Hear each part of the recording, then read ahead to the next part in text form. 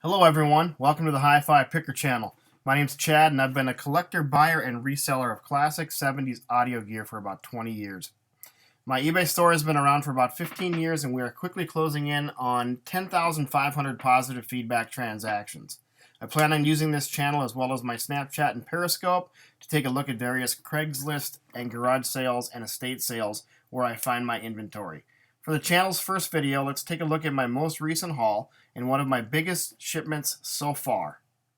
So here's a really good look at all the stuff that was hauled in last week. All of these things you're taking a look at were all sold on our eBay store this past Sunday. Kenwood KA-6100 amplifier, two great Marantz units. The 2270 down there fetched $4.99 on eBay. The 226B at the bottom, I retrofitted that with LED lighting, and that one ended up going for a nice fair price as well. Some kind of lower end Pioneer and Harman Kardon units, the 330C and the wood case I thought was going to be a nice grab, but they both sold right around that $50 mark, so not much of a market on that Harman Kardon stuff. The lower end Pioneer stuff still the same. I think that was in the low $100 range. Really cool story on this Fisher 500C. Currently not working as is. When I got it, it needed a bunch of work. I took it down to Hi-Fi Sound down in Minneapolis, Minnesota. Super great shop. The repair staff there is amazingly good. They didn't want to get into it because it's been sitting a long time. It's got a mouse nest in there, or it had a mouse nest in there. It was in dusty storage for a long time. So fortunately enough, all of the internals, for the most part, I think are good. It all powers up. Plate voltage is good. It's got all the original tubes in it, which isn't a good thing, but it lets you know that they've never been changed out. So the tube sockets are nice and solid. So rather than me try to get into something that is way over my head as far as tube stuff goes, I just put it up as an auction on Sunday night at $9.99. And probably an hour after I listed it, a gentleman sent me a message and said, "What's your buy it now price?" I told him, I know what these go for when they're working correctly, and I know where to price them if they're working, but I don't really know where to price them if it's not, so hence the auction. I said, "What would you advise me as far as the price goes?" And he immediately shot me back a message and said $550. So of course, you know, it's rather than part it all out, I can sell it all at one time.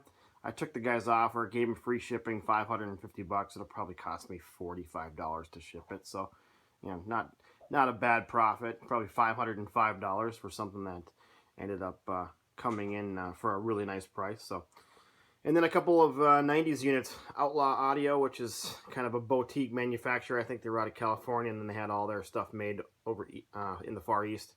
And then a Marantz CD changer. I generally really stay away from the 90s stuff. I keep wanting to test the waters, hoping the market gets better, but it still hasn't. I think it'll get there, but I still think we're probably a good 3 to 4 years out because the mid-century stuff is just crushing. And then last, I've got these RTR speakers. Very cool mid-century speakers. Great on the front. They both had plants set on them somewhere in their life. So, guys, don't put plants on your speakers, please. They drip water. They generally just exude moisture. They're gonna ruin the tops of these really fantastic looking cabinets. These ended up selling for $65, if you guys can believe that. Because of the water damage, they really came in low at auction. 23 viewers or 23 watchers and $65. So, you know, the strength just wasn't there. People didn't want to spend a lot of money on speakers that were water damaged. This Marantz 2270 stereo vintage Silverface receiver was definitely a great seller at auction this past week. It was super solid when we got it in. A couple of the lights are a little bit dim right here, but I didn't think it was enough to warrant pulling it all apart and doing an LED upgrade or a replacement, and it turned out that I was right. 22 bids, $499.99 with $60 shipping. The 2270 and comparable series Marantz stuff is always going to be a good seller. If they're in good shape like this one is, they're always going to get, you know, that the $400 to $500 range. I think I just had to go in and clean the pots and clean the switches, and that was about it. Everything else worked fantastic. This Marantz 2270 stereo vintage Silverface receiver was definitely a great seller at auction this past week. It was super solid when we got it in. A couple of the lights are a little bit dim right here, but I didn't think it was enough to warrant pulling it all apart and doing an LED upgrade or a replacement, and it turned out that I was right. 22 bids, $499.99 with $60 shipping. The 2270 and comparable series Marantz stuff is always going to be a good seller. If they're in good shape like this one is, they're always going to get, you know, that the $400 to $500 range. I think I just had to go in and clean the pots and clean the switches, and that was about it. Everything else worked fantastic. This is a Fisher 500C all-tube receiver with the wood case. The wood case is rare enough. Obviously, as you can see in the larger photos, you know, the top grill part was a little bit banged up. It was not working at all. I don't have the expertise to be able to get in there and do the tube stuff. As a guitar player, I know how tube amps work, and I know how plate voltage works, and it's always something I've never really wanted to mess with. So I took it down to Hi-Fi Sound in Minneapolis, and between the acorns and the chipmunk remnants in the back of it, they didn't really want to touch it. So just for shits and giggles, I decided to put it up on eBay on a Sunday night, and I started at $9.99. Obviously, I clearly defined, this is a wooden case, all-tube classic Fisher receiver. I purchased this at an estate sale. I had planned to resurrect it and fix it up, but we don't have the time to get into it this year. Great project for someone, etc., etc. All the tubes are included, and the chassis and the case are all look like they're in good working order. Let me know if you have any questions. And then I, of course, put does not power on. No further testing has been done. I didn't even pull the case apart. I just knew that this was going to be a good project for someone. So, like I said, I put it up at $9.99 on a Sunday night on eBay, and within the first hour it was up, I had a gentleman contact me and ask me if I had a buy it now price. I told him, I said, I'm very well aware of what these go for in working order, and I just don't know where to price it because it doesn't work, hence the no reserve auction. I said, what would you be advising me to list this at? And I didn't want to try to give him a hard sell. What are you going to give me right off the bat? So he actually ended up sending over another message about a half hour later, says $550. He didn't say that's what I'll give you or anything like that. So I replied back and said, if you want to do $550, I'll drop the shipping. I'll eat the shipping costs. I'll send it to you. So long story short, he ended up hitting the buy it now button once I added that buy it now. Shipped it out. I think it cost me about $38 with my discount via FedEx because of being a power seller. And he ended up calling me up, or he ended up sending me a message. He was a little disgruntled that there was remnants of chipmunk and things living in there. But I said, you know, I didn't open the case up. You know, I tried to dump out as much as possible. There was a few acorns in there. But I think long story short, he's going to have a resurrection on his hands, and he gets this up and rolling and gets it working. He's going to double his money. This is a Marantz 2226B. I replaced all the bulbs in it. That was about a $16 to $17 investment. It got nice and bright once I put the new bulbs in it. I'm not really sure why. It's the Java's been a little bit of an adventure since the upgrade to the new OS on the Mac. So pardon my non-zooming abilities, but this one ended up going $224.95. This one I had up for $224.95 buy it now. I had it up for probably about a week, and somebody pulled the trigger on it. So somebody got a great receiver with, you know, newly serviced bulbs. I mean, obviously you can see how nice it is. I mean, it sold, you know, about 6 days after I listed it. So another fantastic example of another good Marantz that was rescued. Here's our first turntable of the haul. This was one I really considered keeping for myself, but it was a little bit towards 1980 for me. I think this one actually did come out in 80/81 if my memory serves me correctly. This is a Pioneer PL-707 fully automatic direct drive turntable.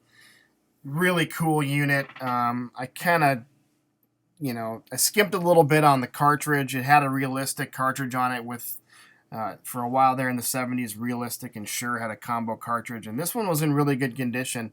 Generally on a turntable like this where I know it's going to sell for over the $200 mark, I'll put a better stylus on it, but I think that stylus and that cartridge sounded really good on that table. Has a really cool tone arm. Obviously, the only problem it had was the cracked case in the back. But for the most part, it worked perfectly, and the wood was outstanding. The veneer was not really coming off. There was one spot where the veneer was coming off on the left-hand side. But for the most part, I put it up $299.99, and it was up for about 6 days, and somebody hit the buy it now button and took it. So really, really nice turntable that I really gave a lot of consideration in keeping for myself. But was glad I got it out of the house because it went for a nice fair price. Here's a cool example of that Silverface that everybody goes crazy for. This came in a pair. It had a tuner with it. I upgraded the tuner with LED lighting because the lights were completely out. And I've got that one for sale on my eBay store. Buy it now. But this one, I decided just to let it rip at auction. It has the stock bulbs in it. Super clean, really good sounding. I got it all cleaned up. All the pots and switches are all nice and clean. And ended up going 13 bids for about $85, which is a little bit less than I thought it would do. But still right in the average of what they do sell for. This one showed up and had a little dirt in the volume pot still. I mean, I thought I got it all, but I gave it a good spray and a good cleaning probably 3 times, but there's still a little dust in there, so I was able to talk the buyer into just getting some contact cleaner and taking a whip at it, and it sounds like he got it working, so there's no more static and fuzz inside the volume control. So always nice when problems like that can be resolved versus just eBay buyers being so damn quick to hit that return button. It was nice that he had some expertise and some background in how these things work and was able to kind of work it out with me to get it resolved. So a good sale, nothing to be real excited about. I made a little profit on the shipping and didn't really cost me a whole lot. So it was pretty much almost all pure profit. So can't complain about that at all. Here's one of those classic examples of how a limited production and a limited following and a limited market can really kind of limit, I'm going to use that word a lot in this auction, what these can sell for. This is Outlaw Audio. This was a boutique manufacturer, actually a boutique designer. I think they're out of California for a while, and they had all of their electronics made in the Far East, and then they imported them and resold them. So, or not resold them, but imported them and sold them. Really cool unit. Obviously, you can see it's missing the volume control. Once again, sorry for the Java problems. The OS update on the Mac is not really treating me real right now. So anyway, this is a nice 6.1 home theater, late 90s. There's no market on this stuff.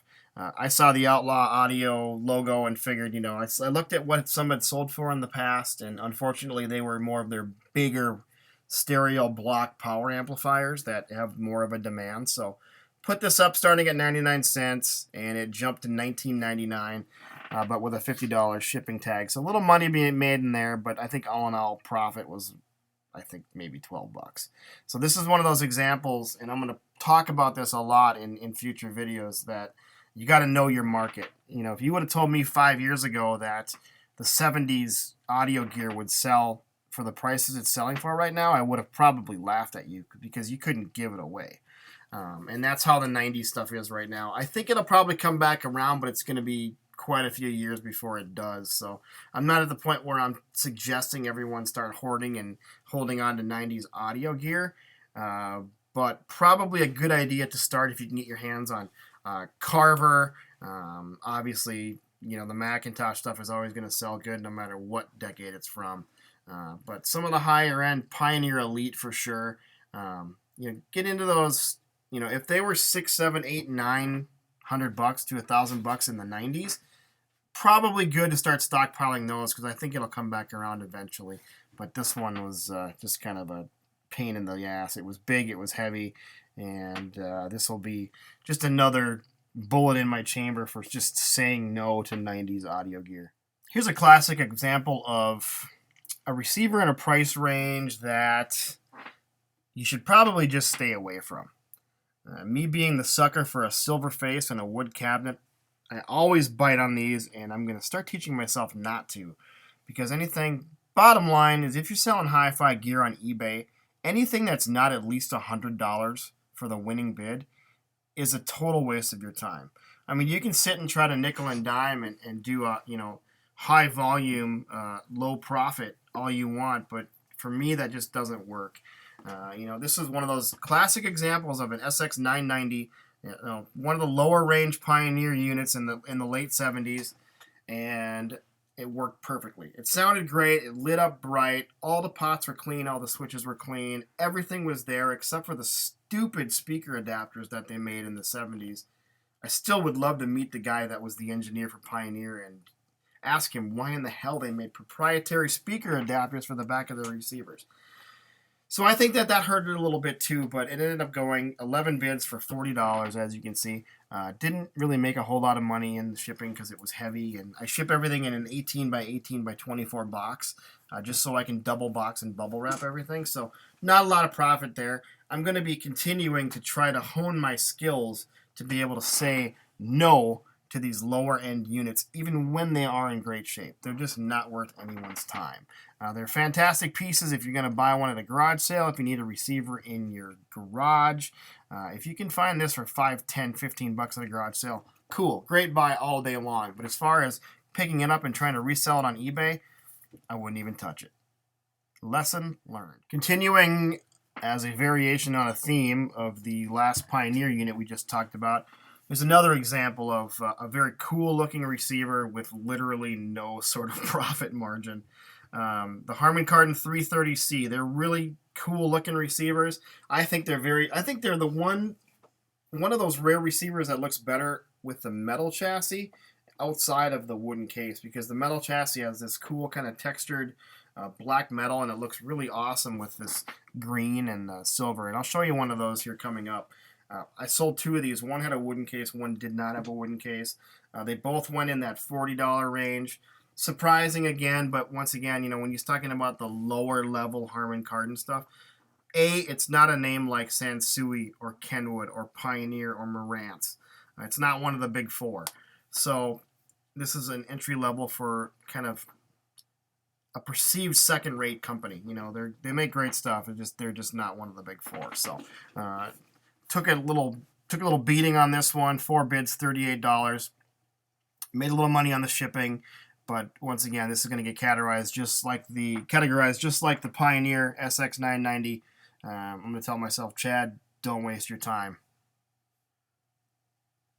To piggyback off the last unit we just showed, the Harman Kardon 330C in the wood case, here's the one with the metal case. I hit this one with a flash, so it didn't make the top look all that great, but when you look at it in regular light, it's got a cool texture to it. It's real square. They're real compact. Very cool looking, but obviously, as you can see, and the most amazing part is, at auction, it went higher than the one with the wooden case on it, which blows my mind as well. But once again, just like the Pioneer SX990 and the 330C and the wood case, this is one of those ones that I would just avoid. This is one of those auctions that really surprised me.